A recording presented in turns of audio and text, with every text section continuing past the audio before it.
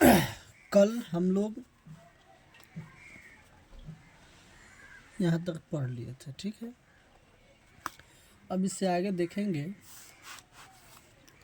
कि यहाँ तक तो देख लिए थे कि गोविंद अपने पिताजी के साथ तारामंडल में सौर मंडल को देखने गया था।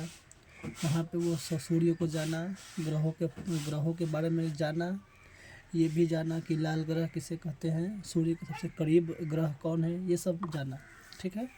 अब आसमान में तारे टिमटिमाते हैं, ठीक है। क्यों टिमटिमाते हैं इसके बारे में जानेंगे। ये जो हम लोग अभी पढ़ रहे हैं ये क्लास 6 के लिए है। अचानक छतरी नुमा आकाश का रंग बदला। अब सूर्य और ग्रहों की जगह तारे टिमटिमाने लगे। गोविंद यह देखकर दंग था। तभी आवाज़ गूंजी, तारों का अपना प्रकाश होता है।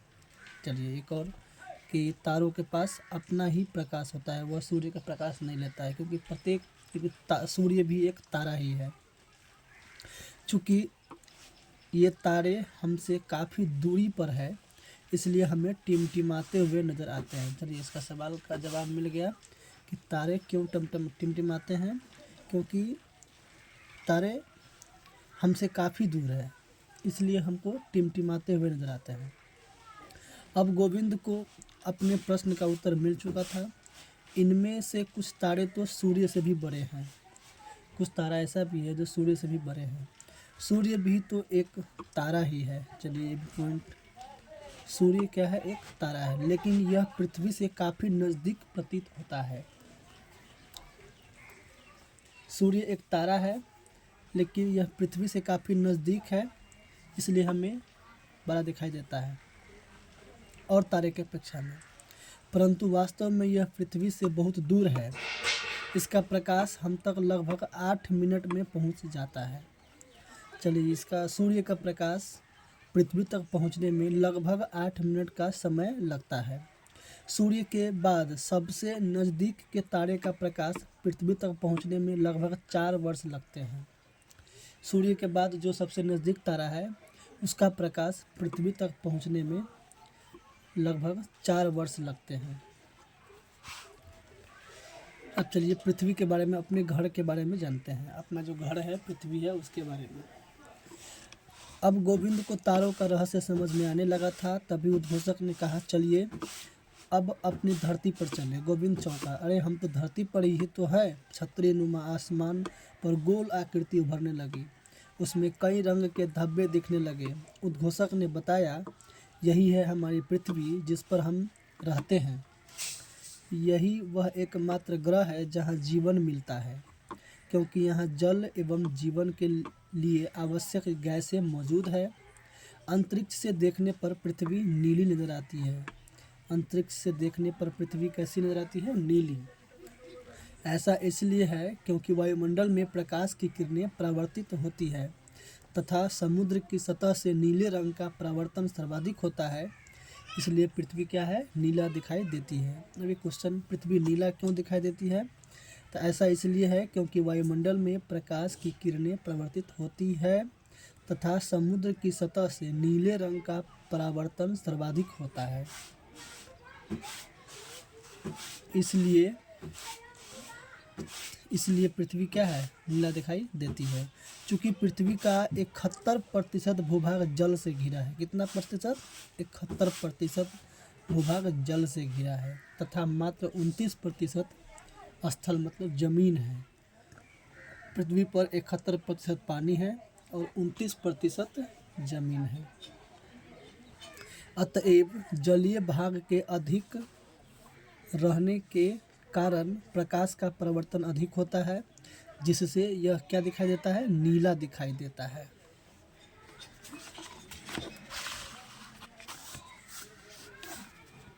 अब उपग्रहों की सैर चलते हैं। अब उपग्रह क्या होता है? ग्रह के बारे में हम अपनी पृथ्वी के बारे में तो समझ गए।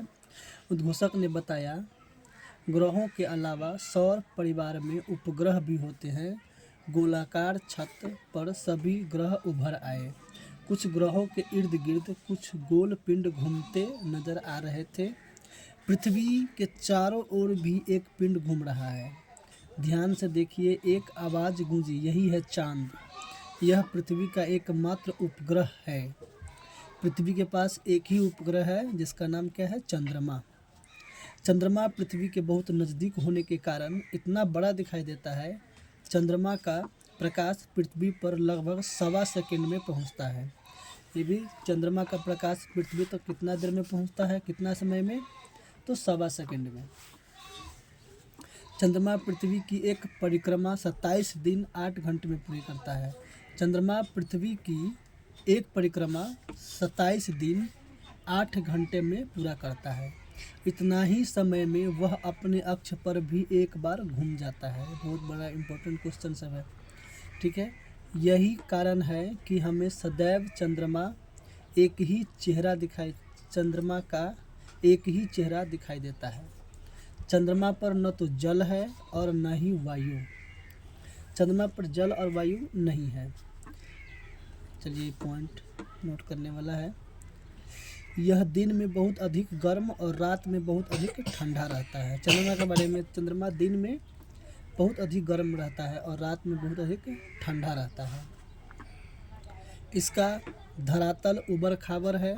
चंद्रमा का धरातल मतलब जमीनी जो सतह है चंद्रमा का, वो कैसा है? उबड़ खाबड़ है। और इस पर मिट्टी नहीं है। सभी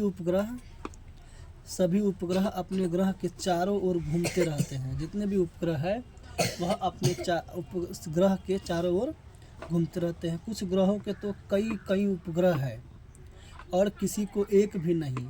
अकेले बृहस्पति 63 तथा शनि 62 उपग्रह को रखता है। बृहस्पति के पास कितने उपग्रह है? 63 और शनि के पास 62। बुध और शुक्र का कोई भी उपग्रह नहीं है। शनि ग्रह का टाइटन सबसे बड़ा उपग्रह है। शनि ग्रह के पास 62 उपग्रह है। उस 62 उपग्रह में सबसे बड़ा उपग्रह टाइटन है। उपग्रहों का भी अपना प्रकाश नहीं होता है, ये भी सूर्य के प्रकाश से चमकते हैं। उपग्रह के पास भी अपना प्रकाश नहीं होता है, ये सूर्य के प्रकाश से चमकता है। इसी के साथ उद्घोषक ने सभी दर्शकों को तारामंडल पहुंचकर सौर परिवार की वैज्ञानिक जानकारी प्राप्त करने के लिए धन्यवाद दिया और कहा कि सभी खगोलीय घटनाएं वैज्ञानिक दृष्टिकोण से समझना और जानना चाहिए, न कि परंपरागत एवं अंधविश्वासों से।